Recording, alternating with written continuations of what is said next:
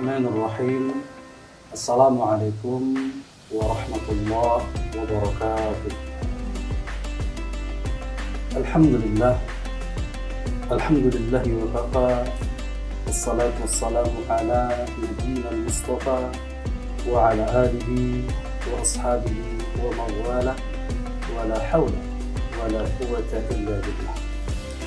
Amma ba'du, faqala Allah ta'ala fi kitabihi al-karim. أعوذ بالله من الشيطان الرجيم. بسم الله الرحمن الرحيم.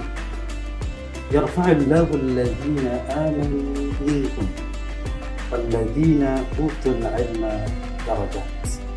صدق الله العظيم. معاشر المسلمين رحمكم الله.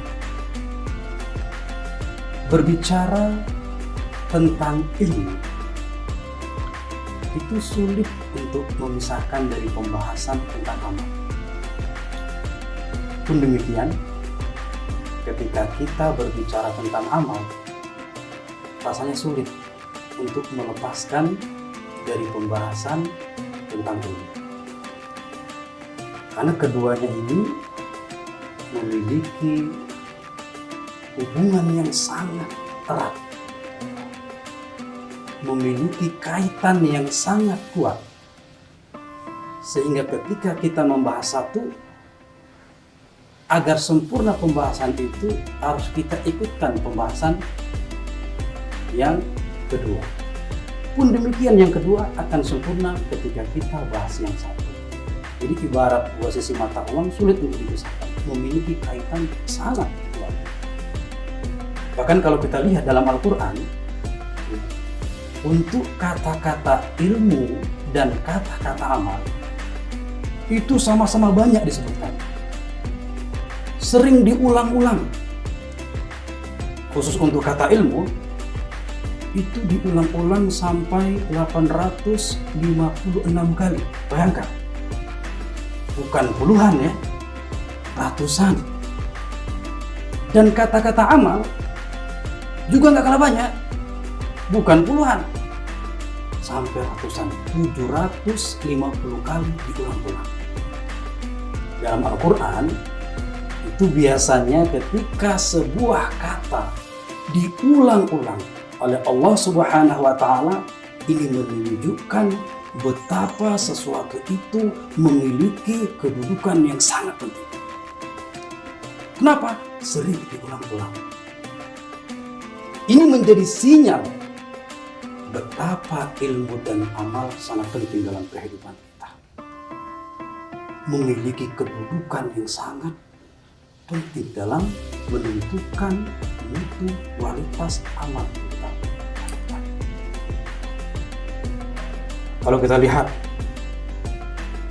salah satu contoh saja, kata-kata ilmu terdapat dalam surah Al-Mujadilah ayat 11. Allah Subhanahu wa Ta'ala berfirman, yarfa'illahu alladhina amanu minkum walladhina utul ilma darajat.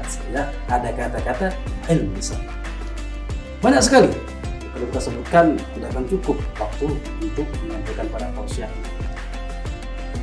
Nah, ketika kita berbicara ilmu, memang tidak bisa kita lepaskan dari bicara amal, karena kaitannya kuat. Bahkan seorang Abu Darda, sahabat Rasulullah Sallallahu Alaihi Wasallam, itu pernah mengatakan, apa kata beliau?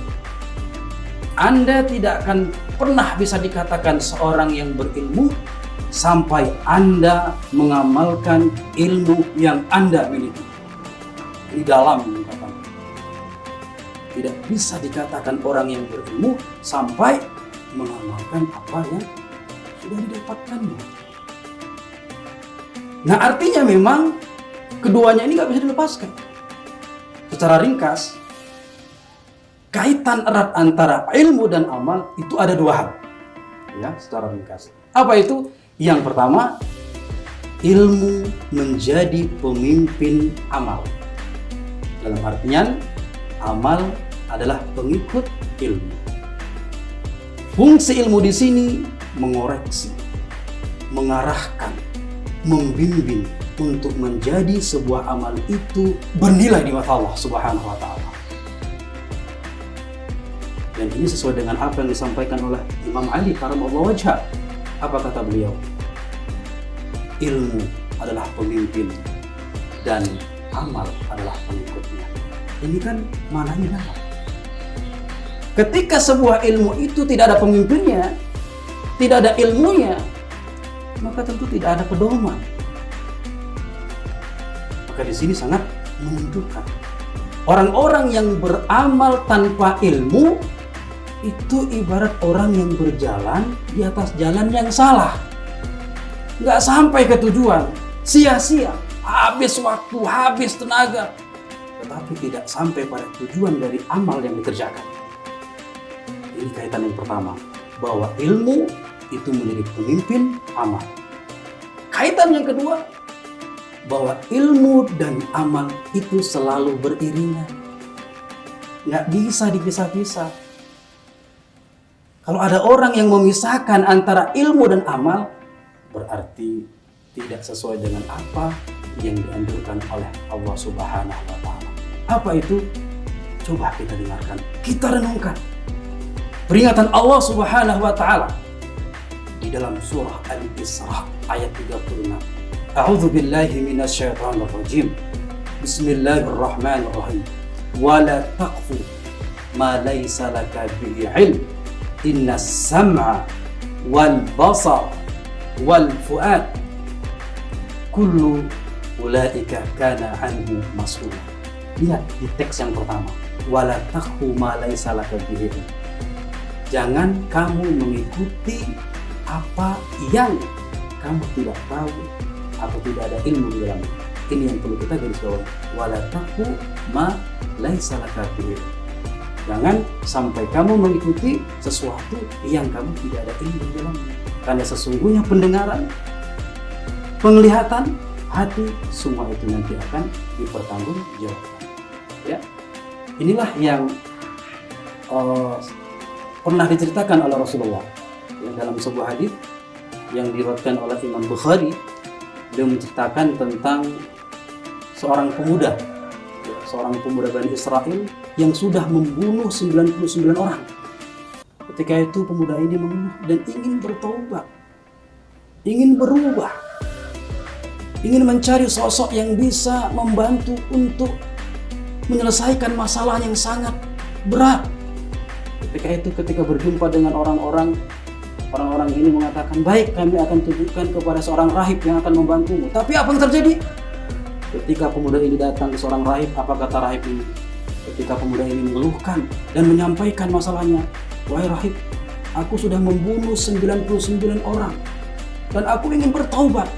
Masih adakah pintu taubat terbuka bagiku? Apa kata rahib ini? Sudah tidak ada lagi pintu taubat untukmu. Bayangkan, ya.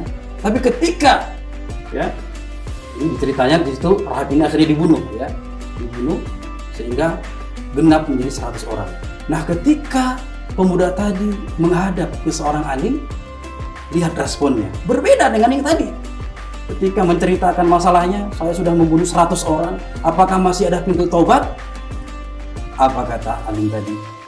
Pintu taubat selalu terbuka untuknya. Nah, di akhir kisahnya, ketika pemuda tadi pergi meninggalkan kampung yang tadi banyak maksiat, banyak kejahatan, sampai menuju pada suatu negeri yang lebih baik, di situ pemuda tadi meninggal. Nah, ketika itu ada perdebatan antara malaikat rahmat dan malaikat azab, ya, kalau dari cerita di situ. Berdebat ini, apakah pemuda tadi masuk neraka karena sudah membunuh 100 orang atau masuk surga? Akhirnya diadukan oleh Allah Subhanahu wa Ta'ala, diukur mana yang lebih dekat, daerah yang baik atau daerah yang tadi jahat. Ternyata lebih dekat ke daerah yang lebih baik, sehingga di besar di situ pemuda ini akhirnya menjadi penghuni surga. Masyarul muslimin rahimahullah. Ya, jadi beriringan, ya, kuat. Nah, ketika kita sudah mampu memadukan dengan paduan yang indah, dengan paduan yang kuat antara ilmu dan amal, inilah yang akan kita dapatkan dari Allah Subhanahu wa Ta'ala dalam surah An-Nahl ayat 97. Man amila salihan min dzakarin aw untha falanuhyiyannahum hayatan thayyibah. Barang siapa yang beramal soleh, baik laki-laki maupun perempuan, apa kata Allah? Falanuhyiyannahu hayatan thayyibah, maka akan kami berikan kehidupan yang baik. Tapi jika ilmu terpisah dari amal, inilah kita lihat di Indonesia. Kita sering lihat, sering dengar berita seorang gubernur tertangkap tangan, di penjara, seorang mantan menteri, seorang pengusaha, yang semuanya itu mereka bukan orang-orang bodoh, bukan orang-orang yang tidak berilmu, mereka semua orang berilmu, tapi untuk amalan ini yang masih kurang. Maka ketika kita mampu memadukan dua hal yang dahsyat ini, insya Allah dengan izin Allah kita akan menjadi pribadi yang dahsyat. Demikian tausiah yang dapat saya sampaikan. Banyak maaf. Subhanakallahumma bihamdika asyhadu an la ilaha illa anta astaghfiruka wa atubu ilaik. Assalamualaikum warahmatullahi wabarakatuh.